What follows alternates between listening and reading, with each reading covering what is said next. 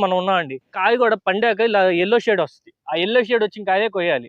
ఈ అన్నిటికన్నా మెయిన్ ఏంటంటే చెట్టుకి నీళ్లు పెట్టిన చెట్టుకి దగ్గర 20 నుంచి 30 రోజులు సమయంలో గనక కాయ కోసుకుంటే గనక మనకి కాయ ఎక్కువ కాలం నిల్వ ఉంటది. మంచి క్వాలిటీ ఉంటదండి. ఏది లేతకాయ, ఏది ముదిరికాయ అనేది. లేతకాయ అయితే మాగబెట్టుకుంటే గనక మీకు మాగిద్ది. కానీ టేస్ట్ ఉండదు. పులుపుగా ఉంటది. కానీ నిల్వ ఉండదు. అదే ముదిరికాయ తీసుకున్నారనుకోండి, చూసారా ముదిరికాయ. ముదిరికాయకి, లేతకాయకి వేరియేషన్ కూడా చెప్తాను. ఇలా కొట్టినప్పుడు టాంగ్ టాంగ్ టాంగ్ అని సౌండ్ వచ్చిందనుకోండి, అది ముదిరికాయ. లేతకాయ అయితే వాటర్ సౌండ్ వస్తది. కొంచెం సౌండ్ అనేది తక్కువ వస్తది. లోపల టెంకి కడితేనే ఇలా కొట్టినప్పుడు టాంగ్ టాంగ్ అని సౌండ్ వస్తది. అలాంటి కాయలు మనకి నిల్వ ఉంటాయి. ప్లస్ మాగబెట్టుకున్న టేస్ట్ ఉంటది. మనకి సైజులు కాదు ముఖ్యం. లేతకాయ, ముదిరికాయ అలాంటి కాయలు కోసుకోవాలి.